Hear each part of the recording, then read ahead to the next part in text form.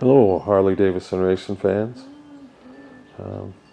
I'm making a video here of my mid-build of my Harley Davidson Sportster drag bike.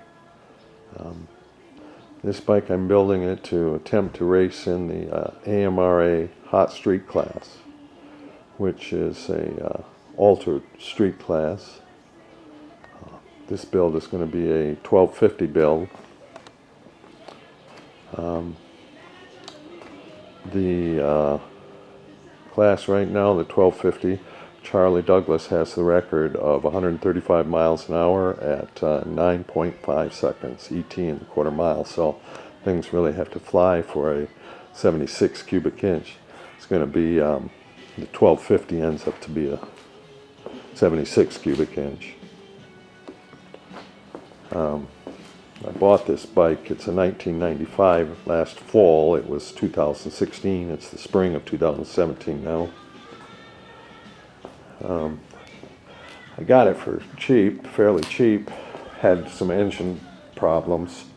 I thought I was going to try to build a inexpensive drag bike, and after I got into it, that term does not equate with drag bike. Inexpensive, really, especially if you want to race our AMRA hot street class. So I probably got $3,000 into the rolling chassis now, and that is cutting corners. Really, if you want it to compete with the other guys, you're probably going to have to spend $6,000 or maybe more.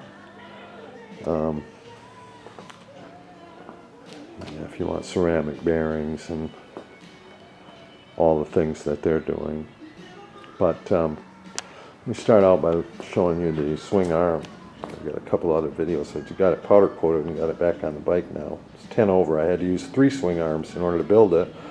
2 weren't long enough. I could only get 8 inches out of 2 of them, so I took a third one and cut it off and added it in there with all sorts of inserts, and it was a complicated process. You can buy them. D&G chassis makes them for about $600, $650. I probably got 3 into this one, and a lot of work. So in the end, you might be almost just as good off buying one as opposed to trying to build one. But then this one is mine. It's probably going to add a few pounds though from what D&G could make them.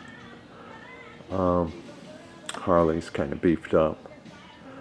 But I also bought Drag Specialties, the axle blocks, steel axle blocks. I really didn't want to use steel. I would have rather had aluminum, but for now that's what I've got in there, and I customized some end pieces for that too, aluminum end pieces, because the standard stock Harley one in the 95 up to 99 to 3/4 axle is really has a lot to be desired.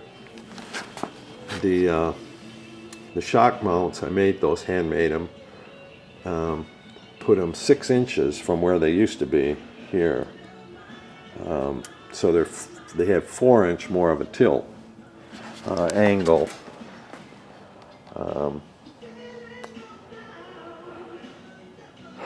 So I stiffened them up a little bit too. Those are the rule is in hot street class that you have to have a working suspension. But they say maybe 2 inches of travel. I don't know if they require it on the back end. I think that's more on the front end. But also added a bar in here for some stability. It's about 10.5 inches out. I have a 17-inch wheel on there. I laced up, I found some Akron rims and laced up a couple of spoked wheels. If I find that I'm able to compete in the class, probably next year or the year after, I will probably look at different wheels like RC comps or maybe some Buell wheels. But for now, I'm using these Akron spokes with the Timken bearings. The Timken's work better than the sealed bearings unless you can get the special bearings that the guys are running. They're very expensive. You have to pay like, well, maybe a couple thousand if you want to put all the bearings in that they're running.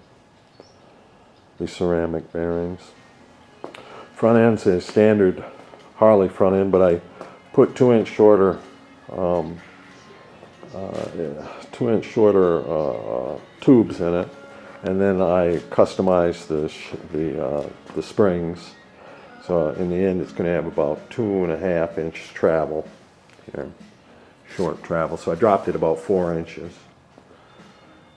And with the angle on the back end and the shocks, I dropped the back end about 4 inches too. So the bike's about 4.5 inches off the ground. I got it on a stand now. If it has 2 inches of travel, it'll maybe be 2.5 inches off the ground. So it'll be pretty low.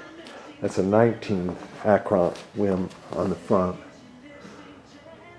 with a single disc, and then I'm going to run. I'll use the standard Harley caliper for now, and just bought some inexpensive rotors for the front and the back. Well, I don't know if there is such a thing as inexpensive, but.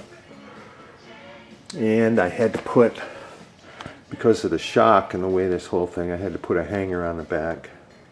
I put a Wellwood caliper on the back with a caliper hanger, and I got to put a stay bar in there yet. And I would have liked to have, those are 11.5-inch rotors, would have liked to have used 10-inch, but hard Gramiki style, but hard for right now, so I just put those on and we'll see how it goes. If I,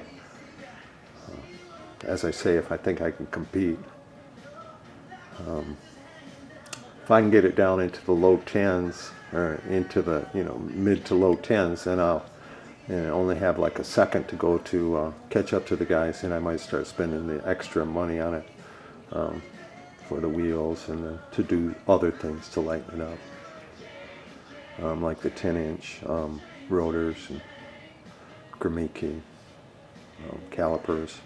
That's a 17-inch 003 Shinko tire. It is a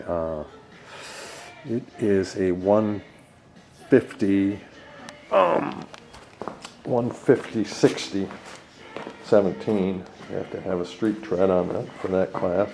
There's a Sumax fiberglass fender on the back that I shaved and altered. I made the fender struts, and I cut off the old Sportster struts here and shaped it a little bit in there. Same way over here, so the bar would fit right here, give it a little stability, and made the struts. I drilled them on the inside.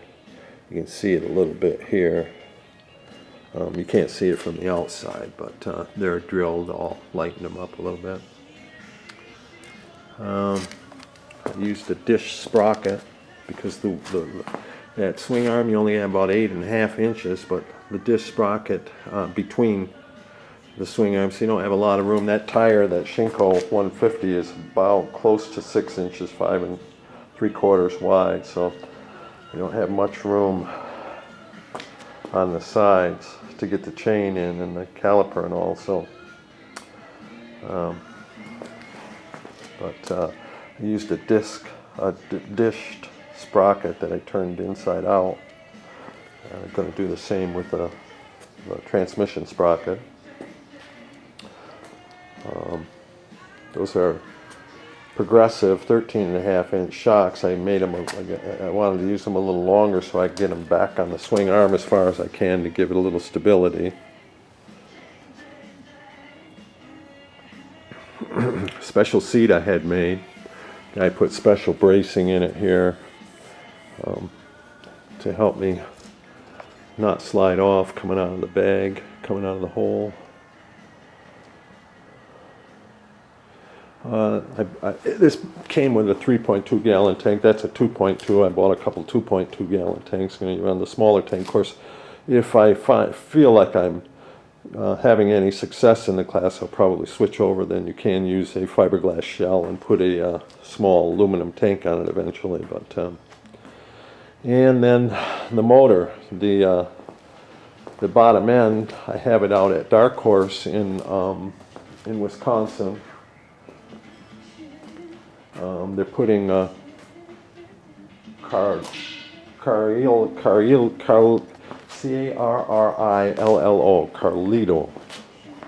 Carlillo rods in it. The top end's going to be 1250. Haven't completely figured out my cams, but I'm thinking about a couple of different ways to go with it. It has to be extreme in order to try to achieve that 130 mile an hour in a quarter mile in the 9 seconds. So it's a combination of things that get it there. So that's a Sumac fender on the front too, fiberglass. Special handlebars, drag bars, straight drag bars. And try to lean over. I got some special triple trees and extenders to have the bar go up forward. Want to lean over the front end as much as possible, the front of the bike, so the class does not allow wheelie bars, so you don't want it to flip over, so you want to have your body weight, if you can, forward. The drag bars will help that. Get as much as you can forward.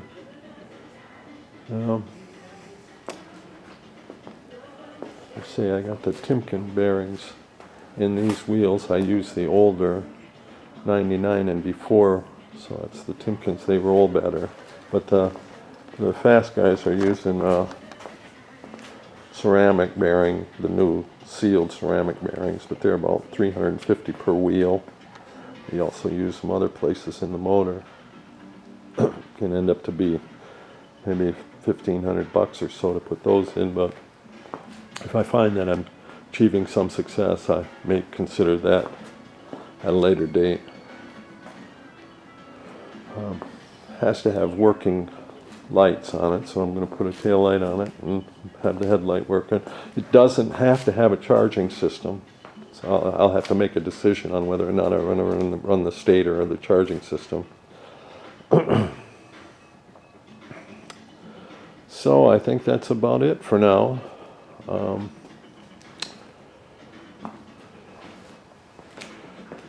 Thank you for watching. If you have any questions, please just